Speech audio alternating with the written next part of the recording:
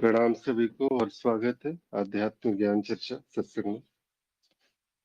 सुबह सुबह आज हम फिर से एक साथ और ये प्रयास कि आज जो प्रश्न है उस प्रश्न में जो छिपा हुआ ज्ञान है आप सभी साथ आप सभी ज्ञानी जनों का जो दृष्टिकोण आएगा तो वैसे भी स्पष्ट हो जाएगा।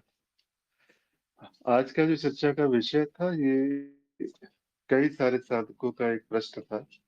वो प्रश्न आसक्ति से जुड़ा हुआ, क्योंकि कई बार ऐसा होता है कि ज्ञान तो हो गया, सब कुछ बात समझ में आ गई है और थोड़ी थोड़ी जैसे बोलते हैं ना कि घटना अब घट भी गई है, लेकिन यहाँ पर कुछ समझ में नहीं आ रहा है, कुछ कहा नहीं जा सकता है कि ये आसक्तियां जो है ये अब तक पीछा नहीं छोड़ रही है। आसक्तियां अभी भी वैसे ही है, बरकरार है और वो कहीं ना कहीं जो है वो नीचे गिराती ही है वहां से।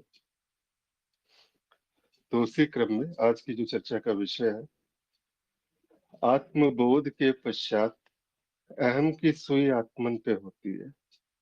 क्या ये कहा जा सकता है कि जीव की आसक्ति अन्य स्थानों से हटकर आत्मन से जुड़ गई?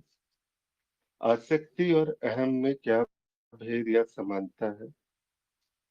तो ये है आज की चर्चा का प्रथम विषय। जी प्रणाम सभी को। कोई साधक इस पे कुछ कहना चाहते हैं आज की चर्चा के प्रथम विषय पे जो हमारे समक्ष है? जी हिमांशु जी कुछ कह सकते हैं प्रभु चर्चा के इस प्रथम विषय पे? जी प्रणाम। आत्मबोध के पश्चात अहम की सुई आत्मन पे होती है। तो और क्या क्या ये कहा जा सकता है कि जीव की आसक्ति अन्य स्थानों से हटकर आत्मन से जुड़ गई है? आत्मबोध के पश्चात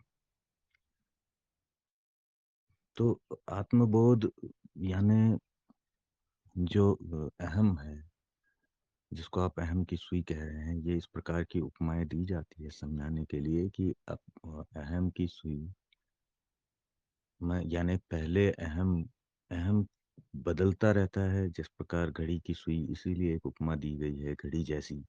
जिस प्रकार घड़ी में सुई बदलती रहती है, उसकी दिशा बदलती रहती है, तो वो जो दिशा है कभी वो जीव पर होती है, कभी किसी संबंध पर, कभी वह कोई जीव हो जाता है, कभी शरीर हो जाता है, कभी मन हो जाता है, कभी कोई संबंध, कभी कोई पद, कभी कोई जाति। इस प्रकार क्योंकि अहम की सुई बदलती रहती है, जो भी जो उसका आधार है वो बदलता रहता है। उस आधार से वो अनुभव प्रकट होते हैं फिर। तो आत्मज्ञान, आत्मबोध के पश्चात, आत्मबोध के पश्चात ये जो सुई है, इस तरह से समझ लीजिए कि जैसे घड़ी है, घड़ी घड़ी में क्या है कि एक तो सुई होती है, दो सुई होती है वैसे तो, लेकिन ये एक सुई की घड़ी है, एकल सुई की, जो अहम है, और उसके पीछे होता है डायल। उस पे लगे रहते हैं अलग अलग नंबर। तो जो नंबर हैं उनके स्थान पर ये मान लें कि एक जगह शरीर है, मन है, कोई पद है, क्योंकि बहुत सारे अहम इन स्थानों पर घूमता रहता है।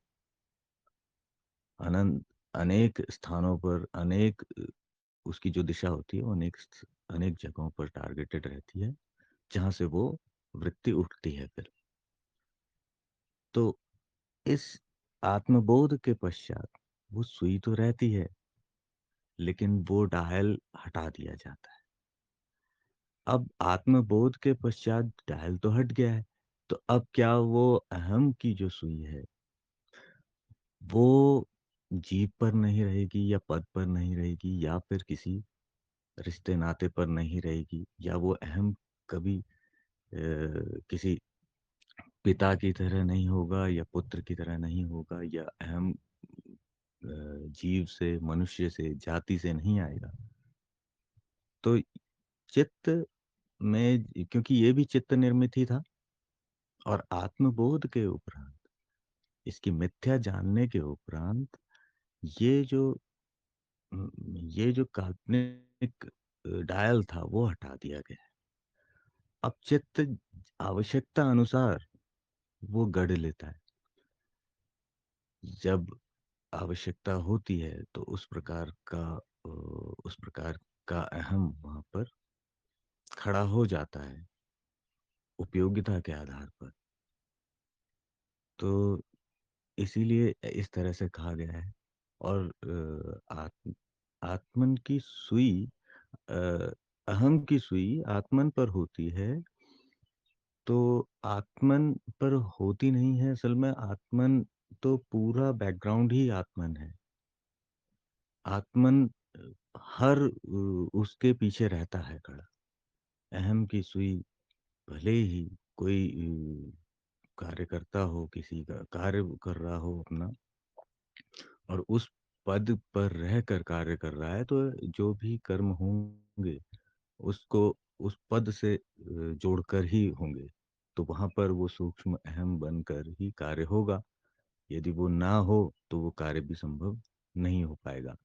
तो चित्त वहां पर गढ़ लेता है। चित्त इतना फ्लेक्सिबल हो जाता है कि समय समय पर उस अहम के लिए एक काल्पनिक बनाता है।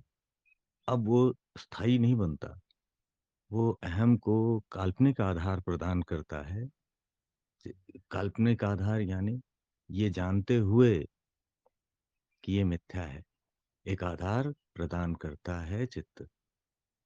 क्योंकि अहम को आधार चाहिए, कर्म होने हैं, और उस कर्म में शक्ति के लिए वहां पर अहम होना आवश्यक है।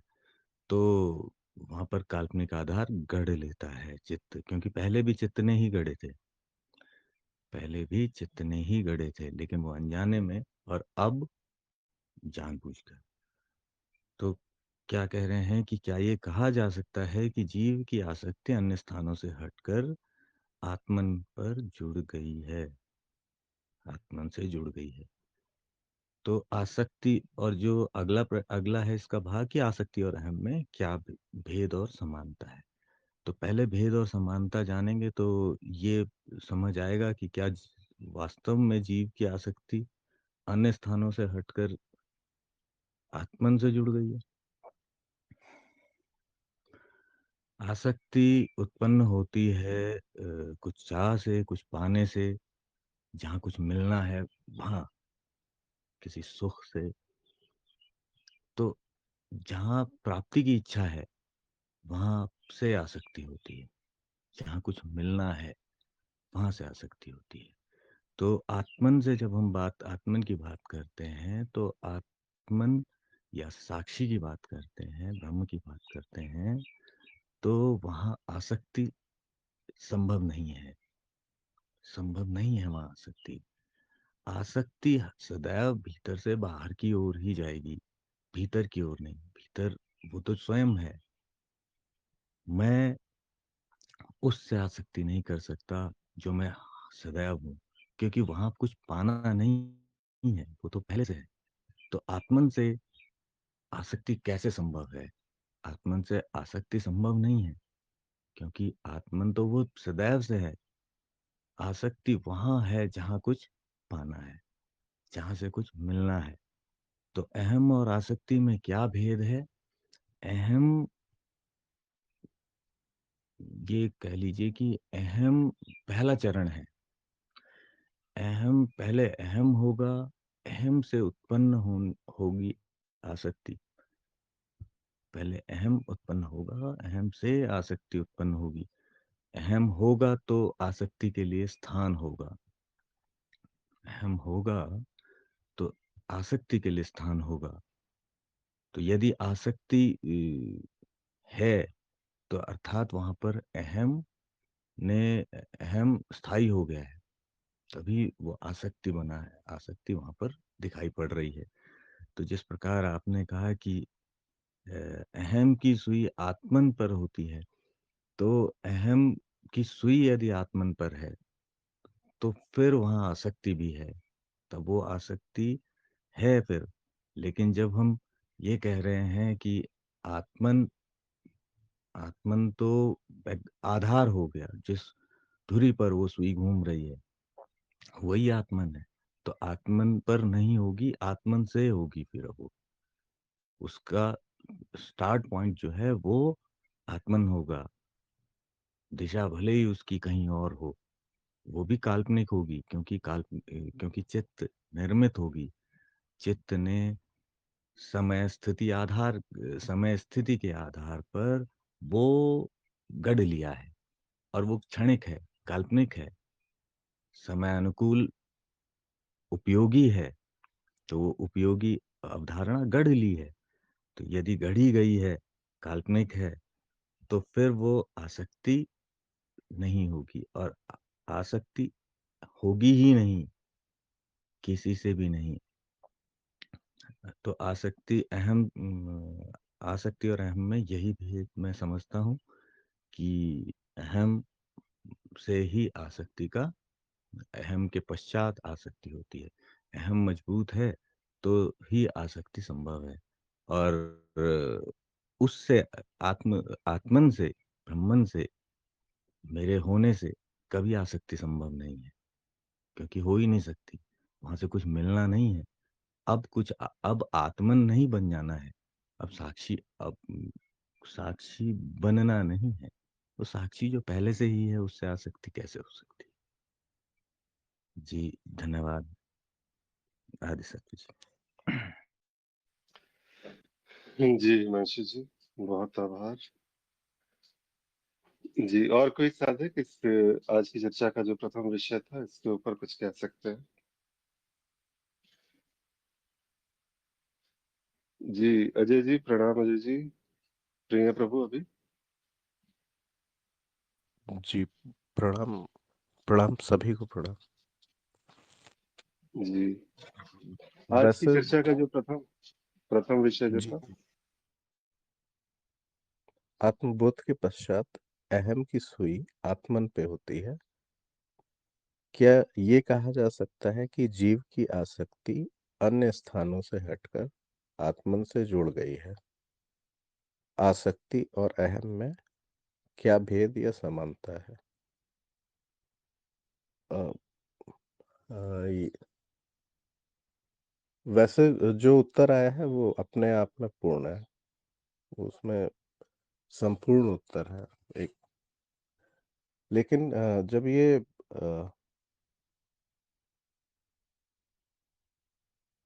ये वाला जब सवाल आता है कि आत्मबोध के पश्चात अहम की सुई आत्मन पे होती है, तो मेरे ख्याल से यहाँ पे प्रक्रिया की बात की गई है कि जब व्यक्ति साक्षी भाव में होता है, तो वो बार बार स्मरण में होता है।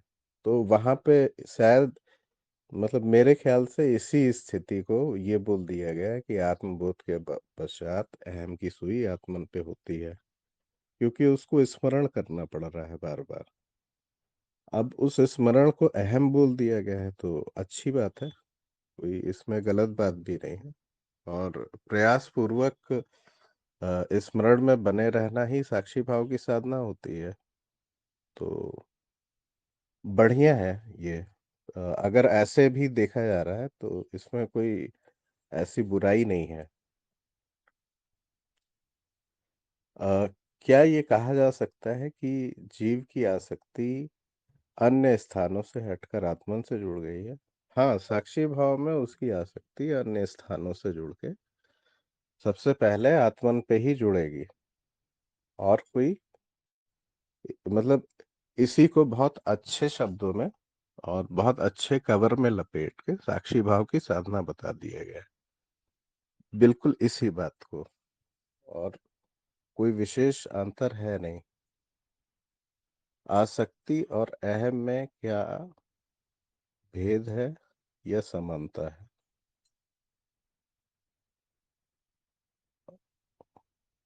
आसक्ति और भेद में अहम है। यहाँ थोड़ा सा मैं प्रश्न समझना चाहूंगा, अहम किसको बोला गया है यहाँ पे? यही तो आपसे समझना है प्रभु। अक्सर ये शब्द जो है ना, जब अहम आता है तो ये कंफ्यूज करता है कि हम्म। अहम जो है, जैसे कि आपका जो होनापन है, मैं अभी शरीर हूँ, मन हूँ, बुद्धि हूँ, ये कहते हैं कि हम्म। ये अहम जो है वो अभी, अहम की सुई ही बोलते हैं ना इसको, कि अभी शरीर पे है, मन पे है, बुद्धि पे है। यानी कि अभी आप कौन हो? तो मैं शरीर हूँ। तो अहम की सुई आपकी शरीर पे है, संसार आपका विषय है। फिर आसक्ति कहते हैं कि वो बंधन, जिस बंधन से, जैसे कहते हैं ना, हम बंधे हुए हैं, कहीं ना कहीं वो आसक्तियों की डोर से हम बंधे हुए हैं, और जो हमें परिभाषित कर देता है। जैसे कि आसक्ति एक पुत्र से हुई तो आप पिता हो गए, आसक्ति पत्नी से हुई तो आप पति हो गए। ये जो है शायद यही भाव था। नहीं तो वैसे ये तो फिर मतलब बहु स्तर में सवाल चला गया। मतलब अभी हम साक्षी भाव के सवाल कर रहे थे, हम पूरी तरीके से जीव के वो कर रहे हैं सवाल। अगर आत्मबोध हो चुका है और उसके बाद अहम की सुई कभी पिता के ऊपर जा रही है, कभी माता के ऊपर जा रही है, तो फिर ये तो साक्षी भाव की साधना भी नहीं चल रही है, ये तो अभी भ्रम ही चल रहा है। अभी तो कुछ शुरू भी नहीं हुआ, मतलब कहीं पहुंचे भी नहीं। अभी केवल भ्रम हुआ है कि कुछ आत्मबोध हुआ है, क्योंकि स्थिति को देखा ही नहीं गया। पता नहीं कौन सी सुई है वो कब कहाँ कहाँ पे घूमती रहती है। और जैसा कि हिमांशु जी ने बताया है, आत्मबोध को यानी ठीक से समझा ही नहीं गया है। वो स्वयं पृष्ठभूमि है, वो वहां पे कोई सुई हुई ऐसी घूमती नहीं रहती। ये सुई का घूमना कभी शरीर पे, कभी इस पे, कभी उस पे, ये सब जब आपका अ, बस आपको आत्मज्ञान है और आप वहां पे रहने का प्रयास कर रहे होते हैं, ये केवल उस समय की घटना होती है, बहुत कम समय के लिए होती है। अगर आपने साधक के गुण पर्याप्त मात्रा में विकसित कर लिए हैं और शुद्धिकरण नाम की कोई चीज आप समझते हैं और उसके ऊपर कार्य कर रहे हैं, तो ये सुई ही सबसे पहले गिरती है। और ये अ, आसक्ति और अहम दोनों ही वास्तव में साक्षी भाव में देखे जाते हैं और ये दोनों गिर जाते हैं स्वतः ही। तो अ, मेरे ख्याल से थोड़ा सा यहाँ पे मतलब दोहरी, जब हम आसक्ति और अहम टाइप की बात में जा रहे हैं, तो हम एक माया के बाद उसके अंदर की एक और माया के अंदर जा रहे हैं। यहाँ पे तो मतलब भारी अज्ञान हुआ है। आत्मबोध के पश्चात अहम की सुई कहीं नहीं होती। आप एक बार बोध में आ गए तो आपकी सारी सुई समाप्त हो चुकी है, कोई सुई वहां पे बची नहीं है।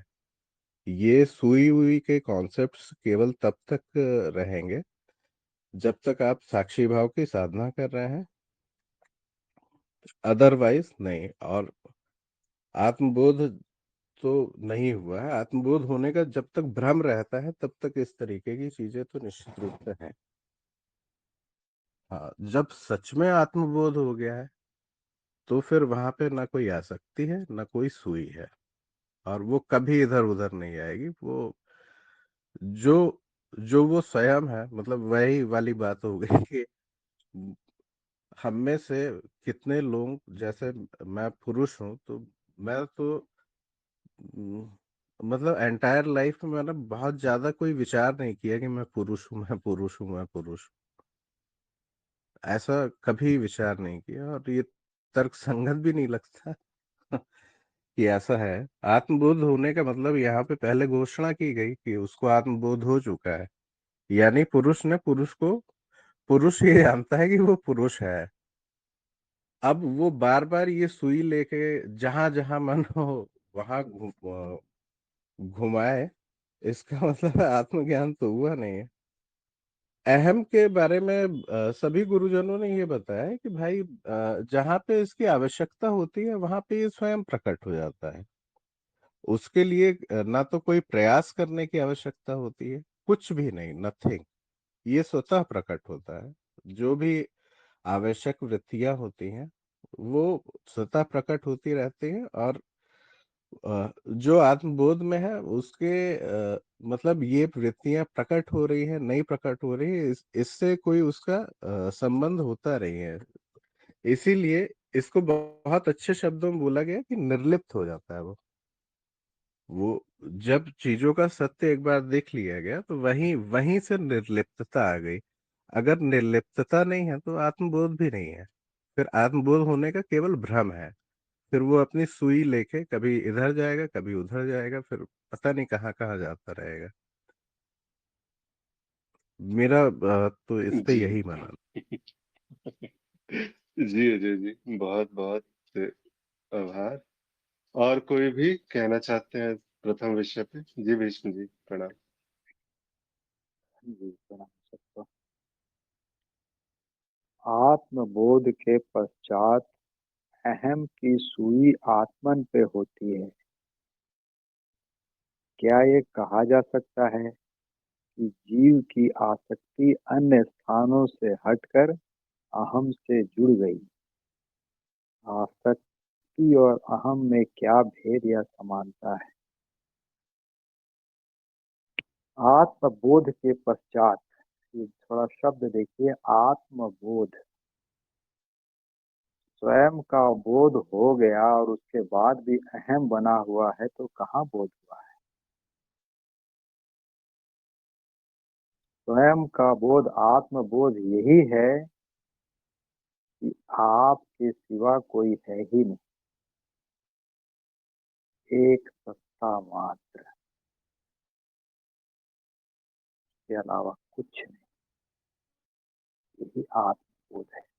तब जाके स्वतः आत्मबोध होते ही स्वतः मौनता होती है, शांति। प्रकृते क्रियमाणानि गुणः कर्माणि सर्व। अहंकार विमूढ़ आत्मा, ये जो विमूढ़ है ना, मूर्ख, उसको अहंकार, अहम वहां पे होता है। मूर्ख है तो अहम होगा, अहंकार विमूढ़। और यहाँ आत्मबोध है, यानी मूर्ता चली गई। मूर्ता चली गई तो अहंकार चला गया। जब तक अहंकार है मूर्ता बनी हुई है, अज्ञान अभी गया नहीं है, या अभी छटा नहीं है। तो आत्मबोध के पश्चात अहम की सुई आत्मन पे होती है। ये कैसे होता है? मतलब यहाँ पे क्या है, एक अहम भी है और एक आत्मन भी है, एक सुई भी है। देखिए कहाँ कहाँ फसावट है। ये अहंकार ही ये सब भ्रम फैलाता है। अहंकार विमूढ़ आत्मा कर्ता अहमिति मन्य, ये मान्यता है। अहंकार एक मान्यता है, अपने को मान के और दुनिया भर का खेल करता है। अहम नहीं है। अहम अब स्वयं से देखिए और परोक्ष अनुभव से, अहम पैदा होता है, मरता है रोज। ज्यादा से ज्यादा अहम का लाइफ कितना है पता है? 3 से 4 मिनट। उससे ज्यादा अहम टिकता नहीं, बनता रहता है, बार बार बनेगा बनेगा, बार बार बनता है, बार बार बनता है। और ये भी बता, ये पूरा संसार ये अहम की कृति है कि अहम का ही पुनर्जन्म होता है, अहम की ही मृत्यु होती है। ये 84 लाख योनियां अहम की ही है, और ये अहम है ही नहीं। भाई अगर आप ज्ञानी हो तो आप मरते नहीं, और अगर आप अज्ञानी हो तो आपको कोई बचा सकता नहीं, कुछ भी कर। अहम को मिटाना नहीं है, बस ये पता लगना है कि ये मिथ्या है, ये है नहीं। अभी अजय जी ने कहा ना, ये जब जरूरत होता है तो बन जाता है। जैसे जब जरूरत होता है तो हम पेन उठा के लिख लेते हैं, लिखने के बाद फिर उस पेन को रख देते हैं। बहुत अच्छी बात है। देखिए, अगर आपको देखना ही नहीं हो तो आंख का जरूरत है नहीं है। कुछ सुनना ही नहीं है तो कान का जरूरत है। ये जरूरी चीजें हैं, लेकिन एक पर्टिकुलर काम कर दिया, खटा दिया, ये क्या है? ये सभी चीजें जितनी हैं, हम क्या है, एक टूल है ये। उसका इस्तेमाल करो, काम कर लो, रख दो, फेंक दो। आप तो आप ही हो, हम भी आप ही हो, लेकिन वो आपका मिथ्या है। उसको मिथ्या जान लो, उसको हटाओ नहीं, उससे घृणा नहीं करो, उससे प्रेम नहीं करो।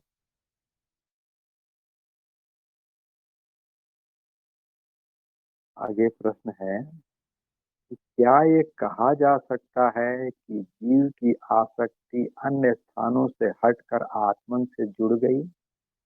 देखिए यहाँ पे कैसा है, ये भी अहम का खेल है। उसने क्या बनाया है? एक जीव बनाया है और एक आत्मन बनाया है, दो है। अब आप स्वयं से सोचिए, दो है क्या? आत्मन अलग है और जीव अलग है? ये केवल आत्मन ही है, ये कहने के लिए नहीं है, भीतर से स्वीकृति कि जीव है ही नहीं, केवल आत्मन। स्वप्न है ही नहीं, स्वप्न है ही नहीं, केवल स्वप्न का दृष्टा है। स्वप्न पुरुष भी स्वप्न का दृष्टा है। स्वप्न पुरुष को स्वप्न देखता है। देखिए, स्वप्न दृष्टा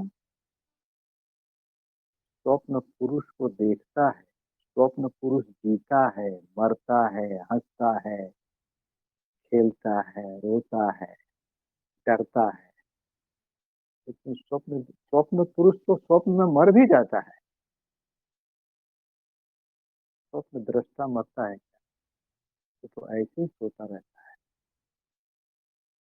स्वप्न स्वप्न दृष्टा से बनता है, स्वप्न दृष्टा में विद्यमान रहता है और स्वप्न दृष्टा में ही समाप्त होता है।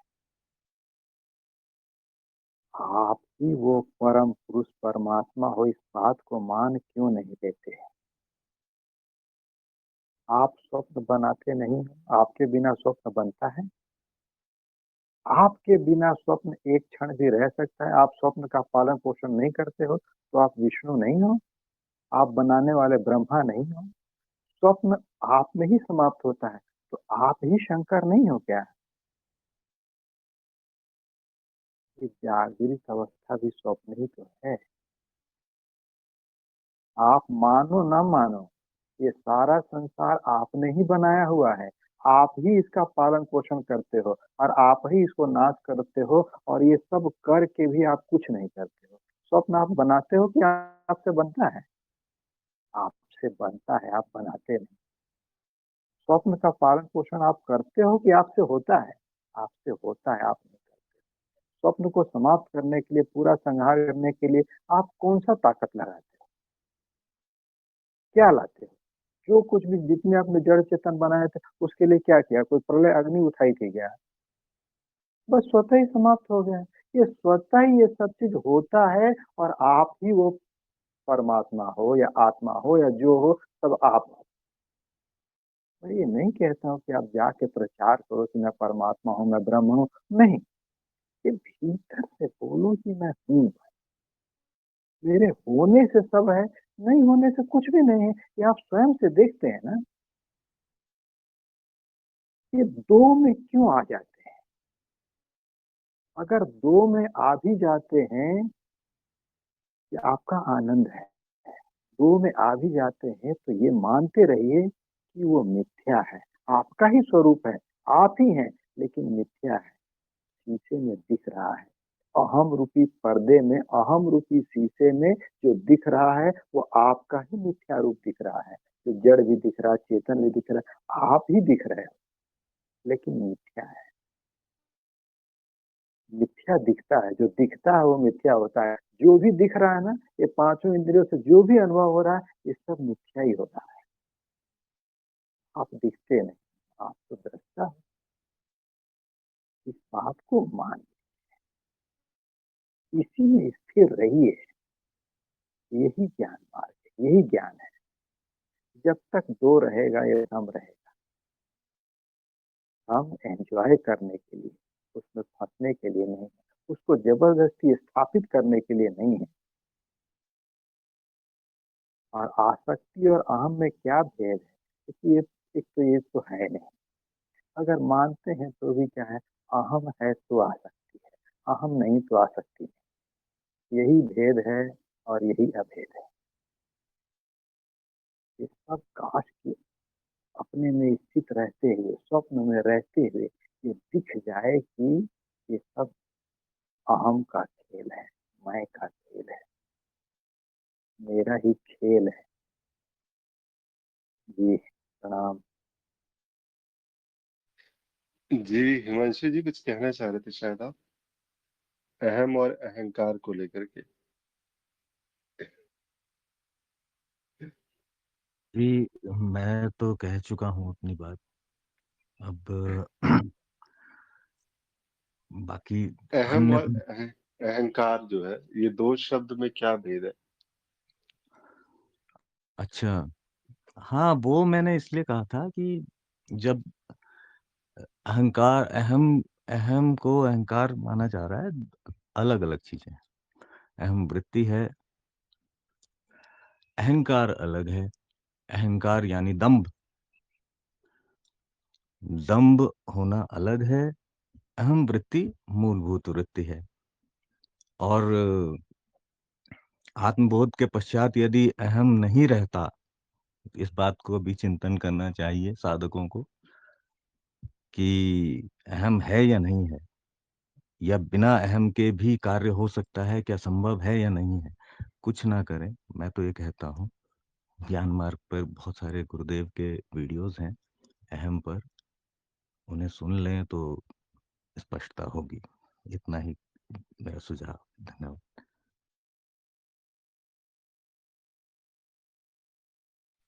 जी जी। और किन्हीं को कुछ कहना है आज की चर्चा के इस विषय पे? जी ओमकांत जी। ये एक बात इसमें ऐड करूं। देखिए बहुत सूक्ष्म हाँ है और बेशक। बहुत भ्रम होता है। थोड़ा सा यहाँ पे कॉशियस रहने का जरूरत है शब्दों से। अहम स्वरूप है, किसी की ताकत नहीं कि अहम का नाश कर सके। अहंकार भ्रम है, कि अहम को जो आकार देते हैं वो भ्रम है, और अहंकार का नाश होता ही होता है। लेकिन हम बोलते समय अहम को ही अहंकार मान लेते हैं, अहंकार को अहम मान लेते हैं। लेकिन जब इसे जैसे बुद्धि और विवेक में बहुत सूक्ष्म अंतर है, लेकिन बहुत भारी अंतर है। इसी तरह अहम और अहंकार में सूक्ष्म है, लेकिन बहुत बड़ा अंतर है, कंफ्यूज करता है। अहम का नाश नहीं होता, अहम स्वरूप है, मूलभूत है, और अहम एक है। अहंकार उसी का आकार, जैसे स्वप्न दृष्टा और स्वप्न पुरुष। अहंकार स्वप्न पुरुष है, जो सब कुछ झेलता है, दौड़ता है, खाता है, पीता है, स्वप्न में जो कुछ क्रियाएं करता है, डरता है, भागता है, ये अहंकार है। और अहम एक पुरुष है, जिससे ये सब चीज हो रहा है। जी हाँ। जी ओमकांत जी कुछ कहना चाह रहे थे? नहीं, अब नहीं, थैंक यू, अब नहीं बोलना था, थैंक यू। चलिए ठीक है। और किन्हीं को भी कुछ कहना है?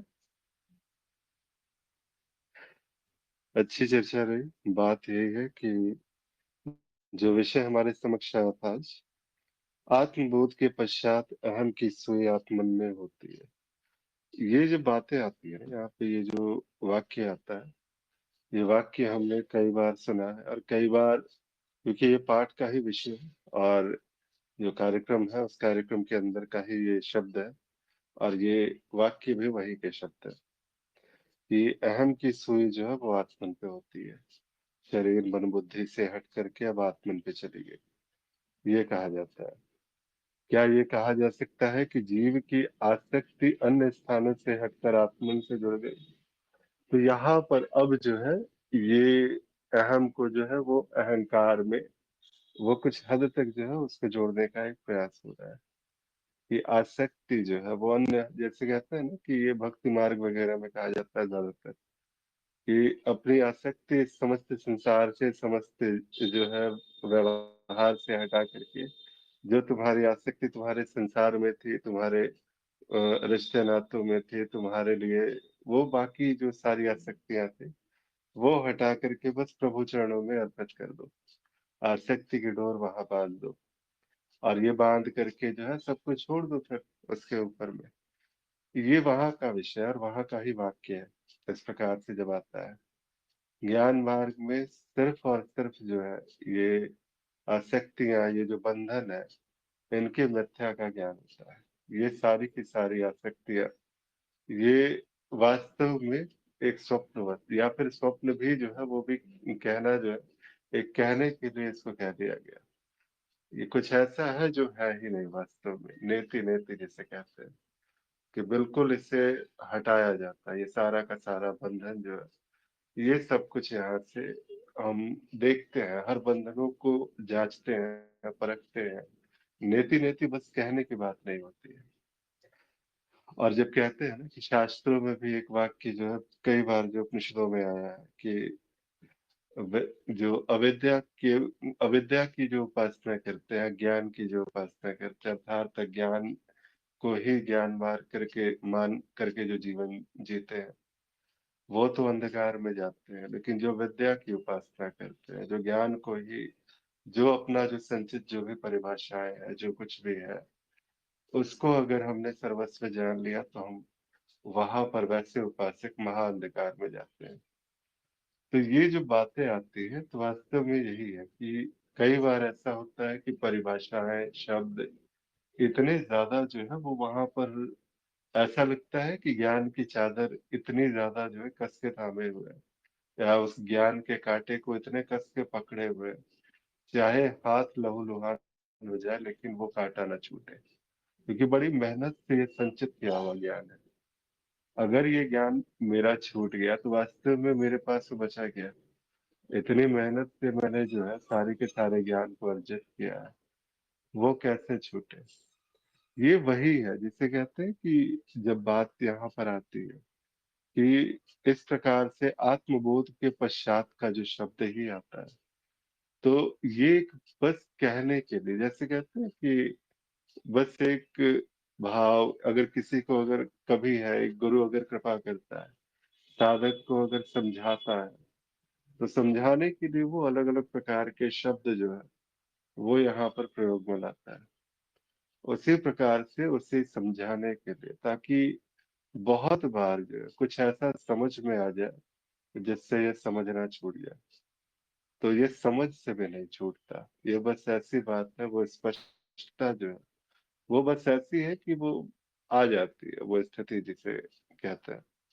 आत्मबोध के पश्चात अहम की सुई आत्मन पे होती है, ये भी एक भाव जिसे कहते हैं कि समझाना, कि किसी को भी अगर हम बताते हैं, समझाते हैं, तो एक शब्द जो है वो वहां कर दिया जाता है। अहम जिसे कहते हैं कि जो शुद्ध है, जो अहम का नाश नहीं कर सकता, और शब्द में जो है फंस जाते हैं अक्सर कि अहम जो आकार ले लेता है वो फिर जो है एक अहंकार जिसे कहते हैं यहाँ पर। ये जो अब वास्तव में है कि क्या होता है ना, कई बार ऐसा होता है कि साधक इस प्रकार के जो प्रश्न करते हैं, तो उनमें ये मान्यता होती है कि अब यहाँ पर आत्मज्ञान तो हो गया सब कुछ है, सब बढ़िया है, लेकिन जो है मैं संसार में हूँ, मैं व्यवहार में हूँ। जिस समय मैं पिता हूँ तो मैं पूरी तरह से मैं पिता ही हूँ, मैं फिर वहां पर कुछ और नहीं हूँ। अगर मैं वहां पर पति हूँ तो मैं पूरी तरह से पति हूँ। माया में अगर मुझे कोई कार्य मिला हुआ है तो मैं पूरी तरह से मैं उस कार्य में हूँ।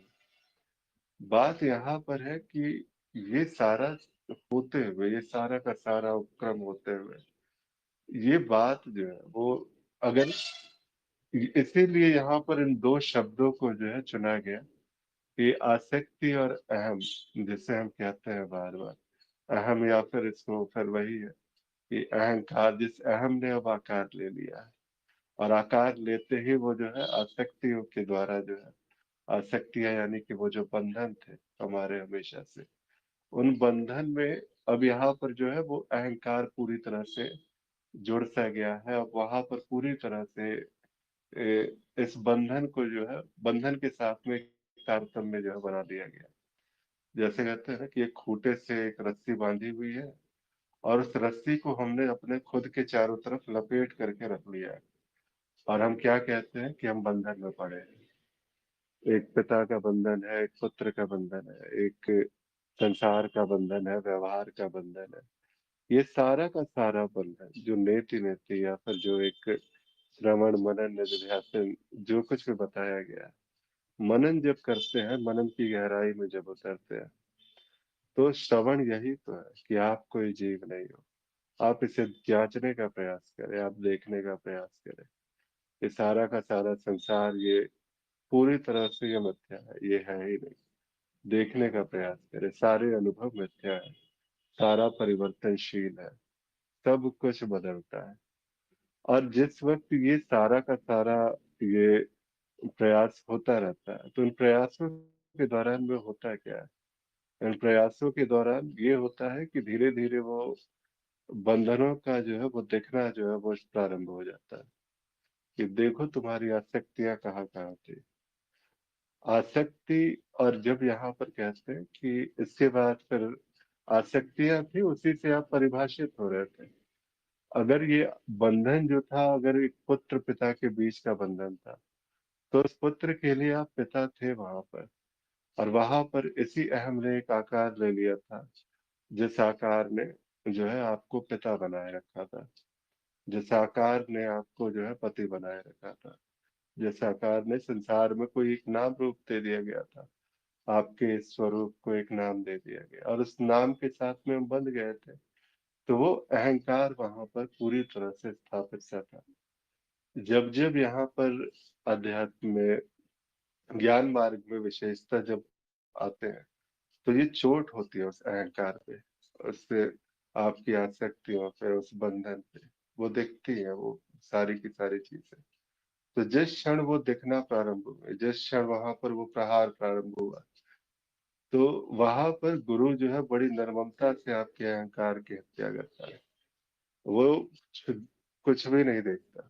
ज्ञान मार्ग में तो विशेषता जो है, जैसे कहते हैं कि वो, क्योंकि निर्ममता वहां पर दिखती है ना कि ये सारा का सारा जो कुछ भी था मेरा बंधन था, जिससे मैंने आज तक सत्य जाना हुआ था, वो मुझसे छूट रहा है, विनाशक मार्ग है।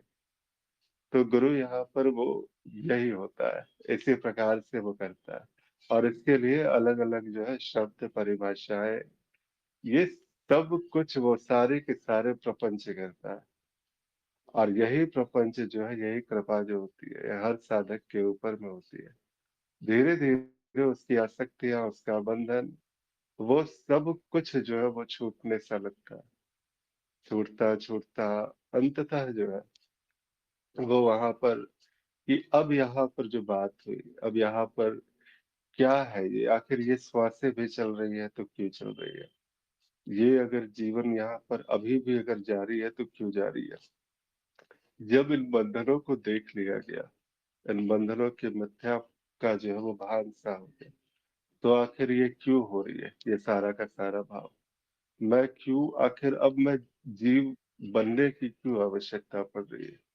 पिता बनने की क्यों आवश्यकता पड़ रही है? मैं बस यहीं पर सब समाप्त क्यों नहीं हो जाता? ये स्वप्न टूट क्यों नहीं जाता? ये बड़े सारे प्रश्न है वहां पर उस स्थिति में आने शुरू होते हैं, जिस वक्त जो है एक गुरु जब निर्ममता से प्रहार कर रहा होता है। और इस प्रहार के साथ में ही जो है ये सहज रूप से अंदर में जो है अंतर मन में जो द्वंद्व उठते हैं, इस प्रकार के द्वंद्व वहां पर उठ रहे होते हैं कि कैसे आखिर क्यों हो जाए यहाँ पर। तो वहां पर जो है अब एक शब्द जिसे कहते हैं अहम वृत्ति, ये जो जीव की उत्तर जीविता है, जो जीव का एक जीवन है, जो यहाँ पर जो सारी की सारी बातें जो हो रही है, क्योंकि जीवन तो है, द्वैत है, व्यवहार है, सब कुछ है। ऐसा थोड़ी है कि जा करके अब किसी जो है पहाड़ से छलांग लगा ले, आत्महत्या कर ले, या फिर किसी प्रकार से इस प्रकार का भाव आ जाए। ये सारा का सारा संसार है, ये सारा का सारा व्यवहार है। जिस क्षण वो बंधन देखे गए उसी क्षण आपको ये स्पष्टता आ गई कि आप सदा से मुक्त थे। आप कभी इन आसक्तियों की डोर से आप कभी बंधे ही नहीं थे। ये बंधन सारा का सारा एक मिथ्या प्रपंच मात्र है, एक जो आपके ऊपर लाद दिया गया था। आप कभी बंधे नहीं थे।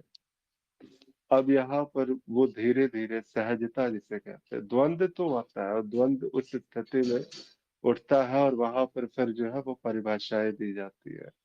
वहां पर उसे जो है एक डोर जिसे कहते हैं कि आसक्ति की एक जो है, क्योंकि अब यहाँ पर कुछ बचा नहीं है। कुछ पकड़, जहां जहां पर भी उसने पकड़ना चाहा कि मैं ये हो जाऊं, मैं वो हो जाऊं, कुछ भी नहीं। इसलिए तो कहते हैं ना, अव्याख्य है, अनिर्वचनीय है। जो आप हो वो बता नहीं सकते हो, मौन हो फिर यहाँ पर। तो इस मौन किससे आखिर पकड़ बनाए तो कैसे बनाए? आखिर कौन सी आसक्ति, कौन सा ऐसा बंधन है जो मैं उस अपने स्वरूप से बांध सकता हूँ, जब मैं ही मिथ्या हूं? तो ये संभव ही नहीं है उस प्रकार से बांध पाना।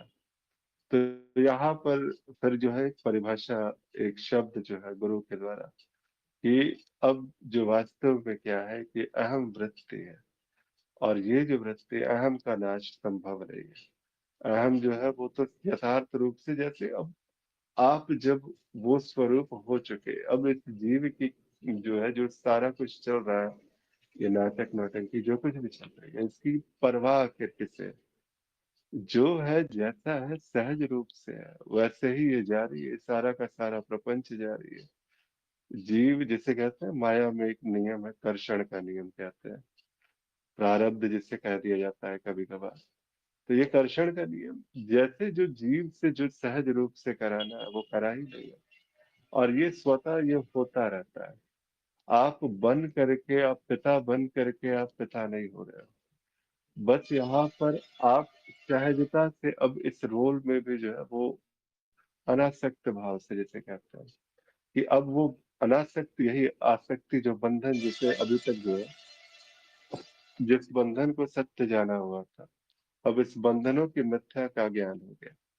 तो जिस वक्त इस बंधनों की मिथ्या का ज्ञान हुआ, तो अब जो आसक्ति है वो शब्द बदल करके अनासक्त हो जाता है कि पिता आप अभी भी हो, अभी भी आप पति हो, अभी भी आप संसार में एक जीव हो, लेकिन आप अब उसमें वो आसक्ति नहीं है, उसमें वो अब जिसे कहते हैं ना, पहले जैसी जो है, अब किसी प्रकार की वो लिप्तता नहीं है यहाँ पे। एक निर्लिप्तता सी, एक वैराग्य सा है। बस ये है, इसको ऐसा ही जाना गया, और इसमें जो है किसी प्रकार का फंसाव नहीं है। तो ये धीरे धीरे उत्तरोत्तर जो है साधक जब आगे बढ़ता है, धीरे धीरे वो कहते हैं मनन की गहराई, गहराई बिल्कुल उसी प्रकार से, जब तक गुरु के वचनों को, गुरु के कथनों को, जो सूचनाएं आप तक पहुंचे, गुरु ही एक माध्यम बना है, वहां से कोई ना कोई सूचना आई, जब तक उस सूचना की गहराई तक जाकर उसकी जांच न की जाए, अपरोक्ष अनुभव और तर्कों द्वारा उसका सत्यापन न किया जाए, तब तक यह स्पष्टता नहीं आती है। तब तक बहुत सारी परिभाषाएं हैं, हम परिभाषाओं के बोझ तले ही तो दबे हुए थे। अगर हमें कहीं प्राप्त होना होता तो प्राप्त हो गया होता। कहीं भी जानना होता, ये शरीर नहीं हो, मन नहीं हो, बुद्धि नहीं हो, ये कितनी ही बार हमने सुना, कितने ही बार, यहाँ तक कि टीवी सीरियलों में भी कभी यम नचिकेता का संवाद आता था, तो कभी अलग अलग प्रकार से वो शब्द तो पहुंच ही जाते थे, लेकिन जब वो शब्द पहुंचे लेकिन वो उतरे नहीं। मैं जीव नहीं हूँ ये मैं कैसे मान लूं। तो इसीलिए एक व्यवस्था के अंतर्गत, एक व्यवस्थित कार्यक्रम के अंतर्गत आना हुआ। इस व्यवस्थित कार्यक्रम के अंतर्गत गुरु ने बहुत सारी बातें बताई, सूचनाएं दी।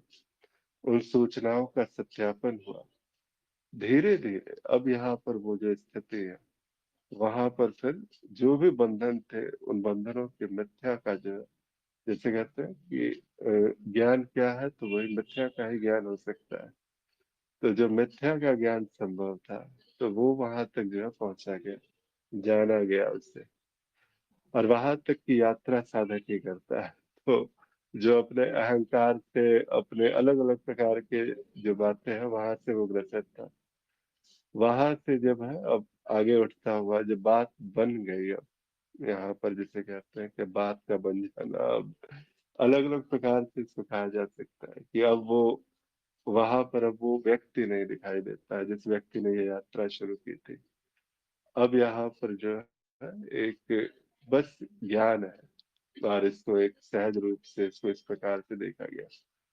तो बस वहां पर से अब जो बातें हैं वो फिर बातें ही है कि अहम की स्थिति जो है वो क्या होगी, किसको परवाह है कि क्या है क्या नहीं है, कौन सी वृत्ति चल रही है, कौन सी वृत्ति नहीं चल रही है।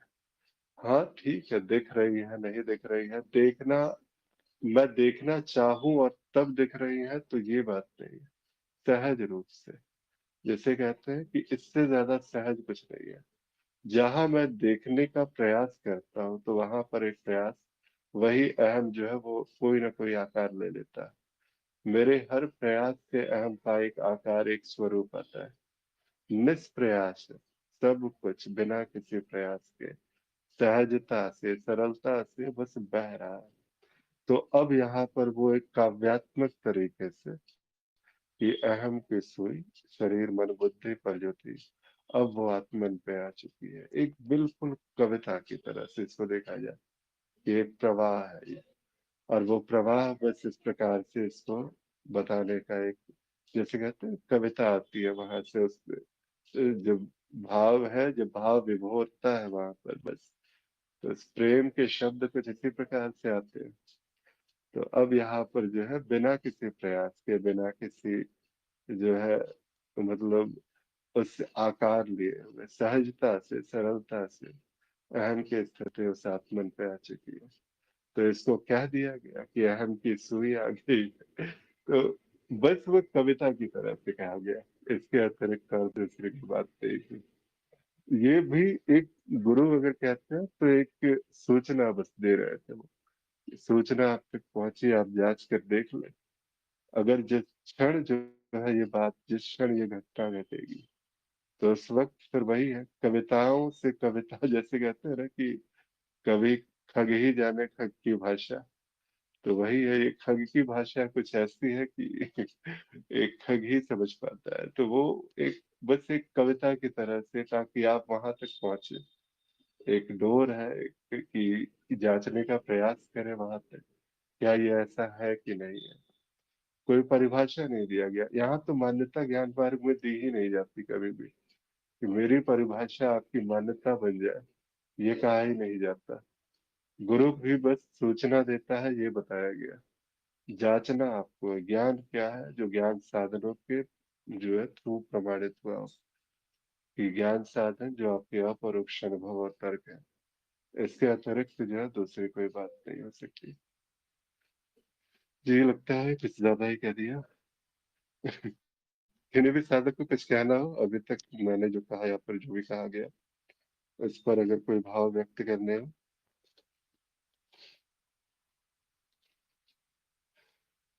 कोई प्रश्न हो तो अवश्य पूछें, आज के इस विषय से जुड़ा हो।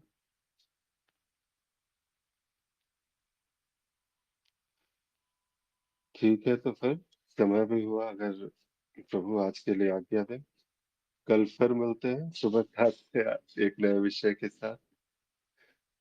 प्रणाम सभी को, बहुत बहुत आभार सभी का।